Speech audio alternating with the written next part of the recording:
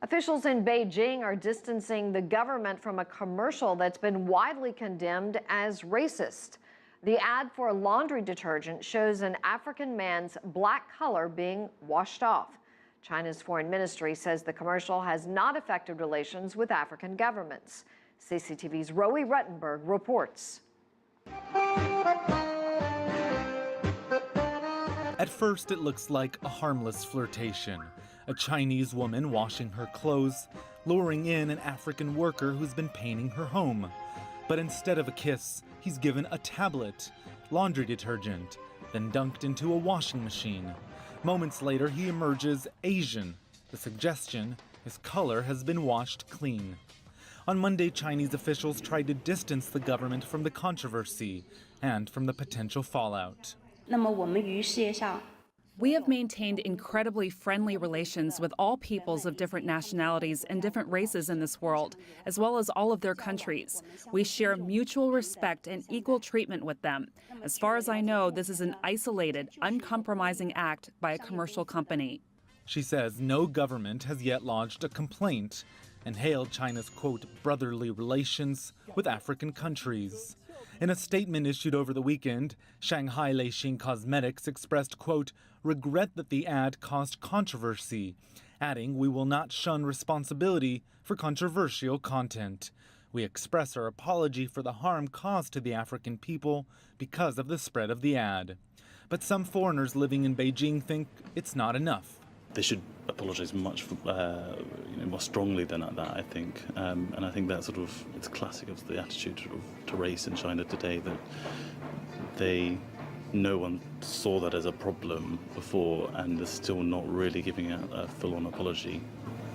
I think that's pretty typical.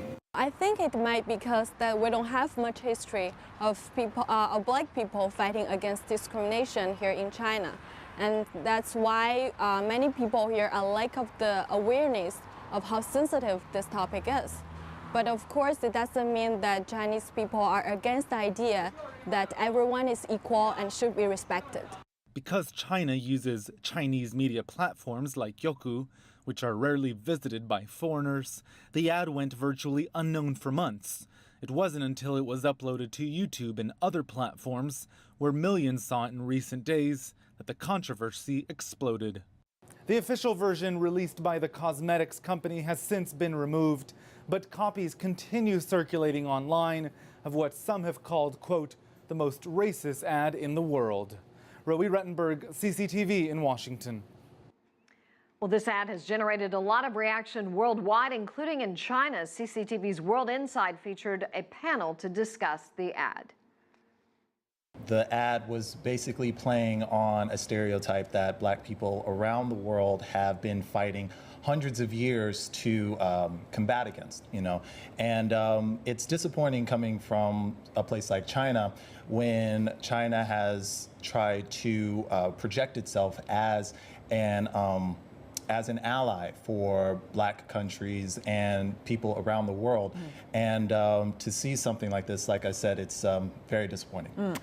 Victor, what do you make of it? I mean, why would a company put on an advertisement now in the 21st century using racism in a way stupidly in the advertisement? It is very hard to imagine someone would do that today, particularly in China. Indeed, I watched the replay of the commercial and I personally am completely disgusted by the insensitivity. Appalled also by someone who could do that. Indeed, not only the insensitivity, but also the racism and the prejudice embodied in that commercial. I actually condemn this commercial, and I don't think the company which released this commercial has apologized enough. This could actually be tantamount to a hate crime. So I think the regulators and the investigators should really get into the bottom of this and also make sure that such heinous mistake will not be repeated in China. I detect, again, there are various cultural and racial stereotypes that have a reason.